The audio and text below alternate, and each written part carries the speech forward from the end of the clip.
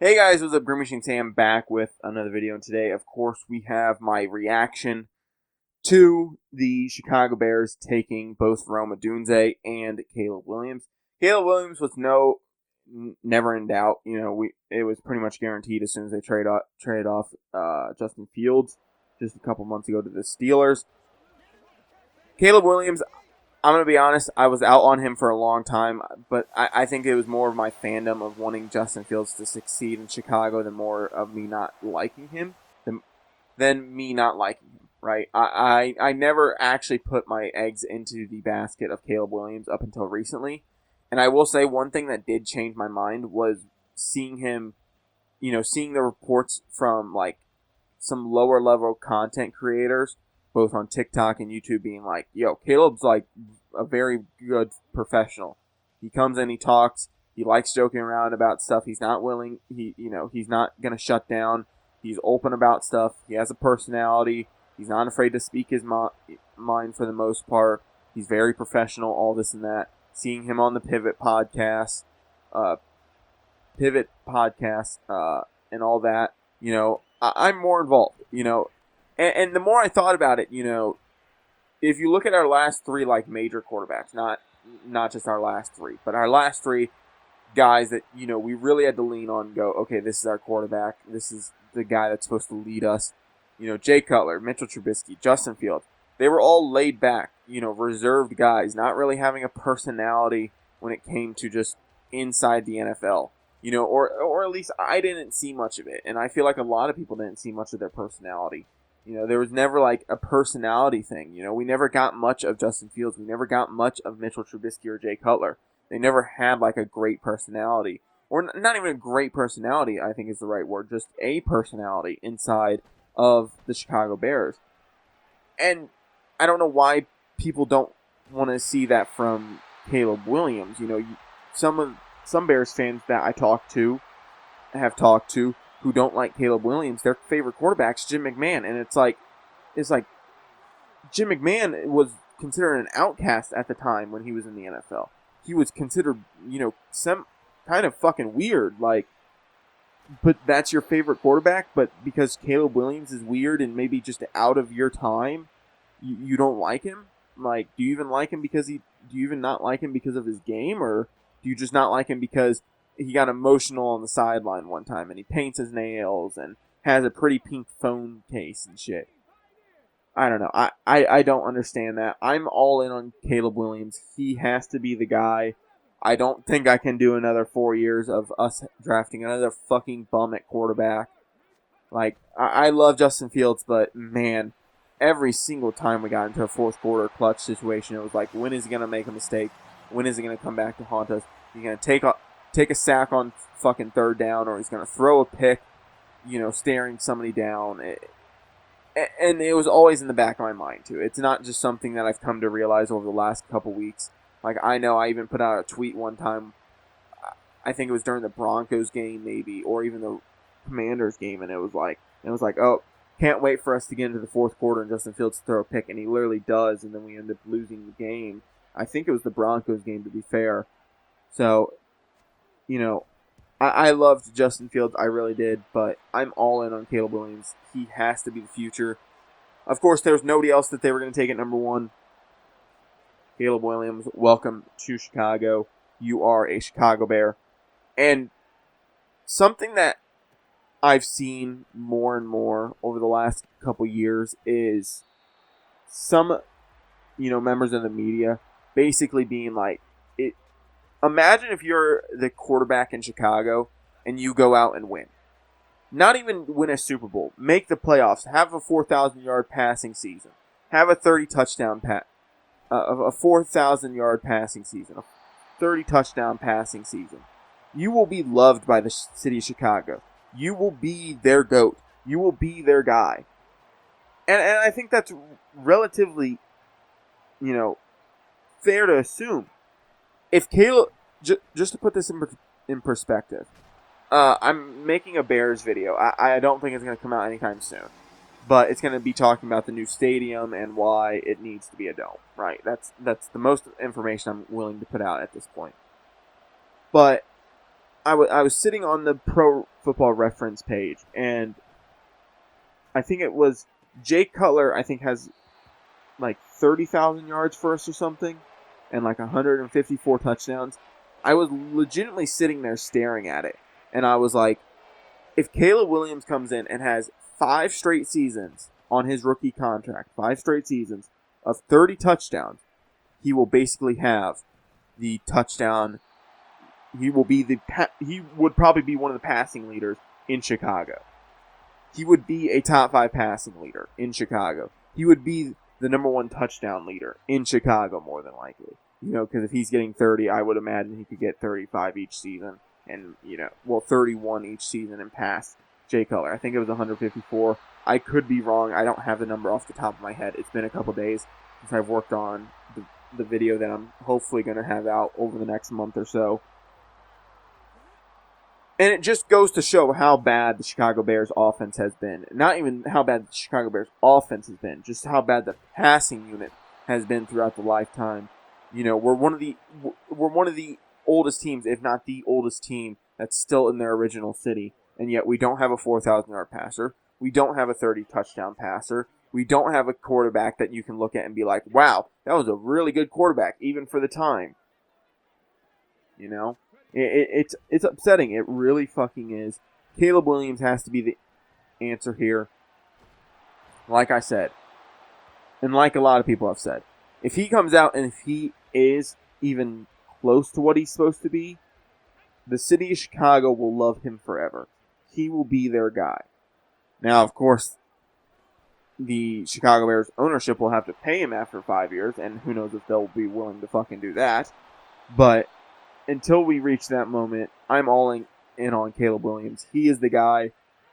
I'm ready to see him fucking play. He should get the start week 1. I wouldn't see why they would try to start Tyson Bagent. I really wouldn't. Or even Brett Rippon or something. And then Rome Odunze at 9. I know I didn't put out a mock draft or anything like that. And I know I'd put out like a video about talking about who the Bears should take in round 1 and stuff. And who the Bears should just take through the draft. But in my last mock draft, and I had said this on my stream as I was streaming, as we were opening up the draft and stuff, I said if Rome Odunze is at 9, you take him. If he's not at 9, you trade back and you try to take one of the edge rushers later down the board. You try to take Dallas Turner maybe in the mid-teens if he's still there. You take, or, something of that nature. And as they're getting to pick, I think it was 7, because it went, Caleb, Daniels, May, Harrison, Marvin Harrison, Joe Alt, Neighbors, 7 was J.C. Latham, and then 8, of course, was Michael Penix. As we were getting to pick 8, I'm like, if he survives past the Falcons, we got to take him. We got to create a 3-headed monster. We have to. Because no matter what you think of DeAndre Swift, whether or not you think he's a good running back, a middle-of-the-road running back, or a subpar running back, at any point in time, we should be able to have 5 very good pass catchers out on the field. We can have DJ Moore, Keenan Allen, Rome Odunze, Cole Kmet, Gerald Everett, DeAndre Swift. You can have all these guys. Hell, if Tyler Scott is out there and he's the fifth option out there to receive the ball, he'll have a better opportunity because he's going to be being covered by that 4th or even 5th corner out there. That 4th or 5th defensive back, in terms of just coverage skills. So it's going to open up the offense even more. I love it. I really fucking do. Rome Odunze, welcome to Chicago. And I saw a video on TikTok where it was asking, some of the top, draft prospects, who was your first NFL jersey? Rome Odunze, I think, was Brian Urlacher. His first ever NFL jersey was Brian Urlacher. And I'm like, oh, he's destined to be on with Chicago. And then, Caleb Williams tweeting out, Rome Odunze's on my flight. What a great guy. And I'm just like, this is a match made in heaven. And I really do hope when Ryan Poles was probably talking to Caleb Williams and asking him, is there a receiver that you would like to play with that we can realistically go get? whether it's a rookie or a veteran or somebody of that nature. I really, really hope Caleb Williams like Rome Odunze. I want to play with Rome Odunze. Out of the guys that you guys can probably pick, Rome Odunze is the guy. I really like Rome Odunze. I had him as my number 2 receiver over Malik Neighbors. I had Harrison Jr. number 1, but I knew we wouldn't be able to get him just with how early up the board he was, going to be. And, the reports of both the Patriots and the Cardinals not really wanting to move off their picks, as well as, of course, the Commanders and the Bears. I knew we weren't going to get Harrison. And like I said, at the start of the draft, literally at the start of the draft, I'm like, hey, I know we're taking Caleb Williams number 1. If Rome Odunze is at number 9, you take him. If not, you trade down with a QB needy team and you go take, of course, an edge rusher. And holy fuck, and we're just going to talk about the draft here for a second. 14 straight offensive players. 6 quarterbacks in the top 12 picks. And the likelihood of even half these guys being good is fucking not very good. It's not very good chances, right? You figure there's probably 1, maybe 2, maybe at most 3 good quarterbacks from most draft classes. Like, even if you go look back at the Josh Allen and Lamar Jackson and Baker Mayfield draft, yes, you have Sam Darnold who's still in the league and is probably going to be a serviceable backup for years to come because he's willing to throw the rock and he has some good moments and stuff.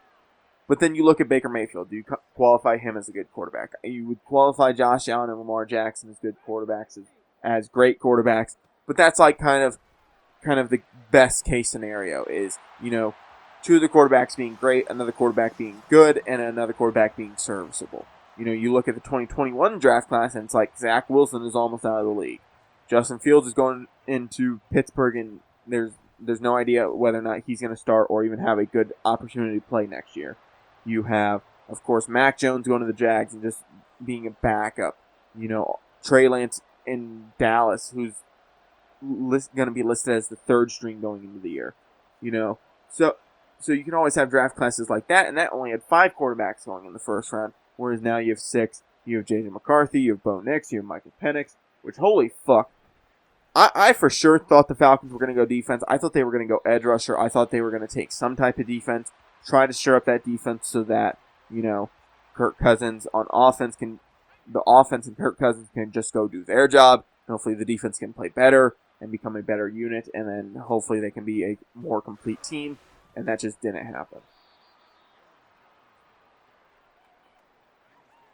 And then near the end of the draft, I ended up, halfway through the draft, I ended up turning off my stream because I had to go eat. I wanted to go eat, and I wanted to take care of my dogs real quick. Take care of my dogs for the night and get some other stuff done before, getting involved in the draft even more. I had caught up to, I think, 4 picks, only being 4 picks behind at one point. And so, at near the end of the night, I turn on Bengals stream, and I was listening to him, and he was talking about how he had seen a tweet from somebody. He couldn't remember who it was. I wish I knew who it was. I wish I would have seen it, where they basically compared like whether or not trading down or trading up in the draft for a position player not named quarterback. Not at the quarterback position was worth doing it, especially in the first round, or it was in the first round or the first couple rounds or something like that. Trading up and going and getting a player, which teams won, and stuff like that. And it was like 80. They looked at so many years in the past and stuff. It was like 80 teams that traded down won like 80 of the trades, teams that traded up won 40 of the trades, and then there was a couple ties based on, whether or not the player was bad and the other team got equally bad players or whatnot. But it's like, so seeing some of these teams trade down and some of these teams trade up, it's very interesting to see a lot of the cases, right? So, I don't know. It was definitely a weird draft, 14 straight offensive players, 6 quarterbacks inside the top 12, all that fun stuff. Teams just reaching all over the board. Offense went fucking crazy. And then there were some surprises at the end of the draft. Panthers going up and taking their guy out of South Carolina. The 49ers taking Ricky Pearsall, which I feel like kind of means, and with them bringing Juwan Jennings back, I feel like kind of means that at least one of the receivers is probably going to get traded, whether that's Debo or Brandon Ayuk at this point is yet to be seen, but it'll definitely be an interesting situation that plays out over the next couple days. Of course, I'm going to have more content like this coming out over the next couple days. The Bears only have one pick on day 2. It's pick, I think, 75.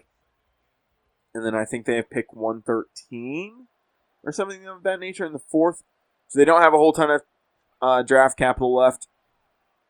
But then again, like I've said before, Ryan Poles has said this isn't a particularly deep class that he likes at positions that he thinks we need. So he's not looking to trade down, but if something were to come up, he will. I think he trades down out of the 3rd round if he doesn't think something's there. We still need to address edge rusher, potentially backup safety as well. I think wide receiver's fine. Maybe interior O-line or even a swing tackle could be nice in the later rounds or something of that nature. But I think the team's in a very good spot right now. Rome Odunze, welcome to Chicago. Caleb Williams, welcome to Chicago. Let's go ball the fuck out this season. I'm being dead fucking serious. Look, and I know I shouldn't get my hopes up, right? They're both going to be rookies. All this fun stuff. We still got to see if the defense can progress and continue on the path that they were on last year.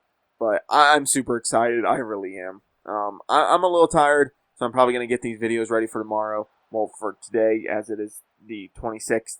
I'm going to get these videos ready for probably the morning, and then I will probably head to bed so I can get some sleep before, of course, the next day of the draft starts. Because yesterday I only got like 2 hours of sleep before I woke up, and then I had to get stuff done a bunch of the day, and then I just stayed up, and then by the time I stayed up too late, then I was looking at the time, and I'm like, I'm not going to take a nap before the draft, because if I do, I'm going to fucking sleep through the draft. So I'm kind of tired. I'm going to go get these videos done, and so I can get them out to you guys, and I will see you guys back here with more videos Saturday and Sunday, and probably Monday, Tuesday, Wednesday. I plan on releasing as many videos possible over the next week or so. I hopefully won't miss an upload, but things can change just based off of my situations and stuff. But like I said, if you guys enjoy this type of content, whether it's me talking about the Bears or the roster updates or anything else, please stick around and subscribe. I'll be back with more videos like this. But with that being said, I'm out. Peace.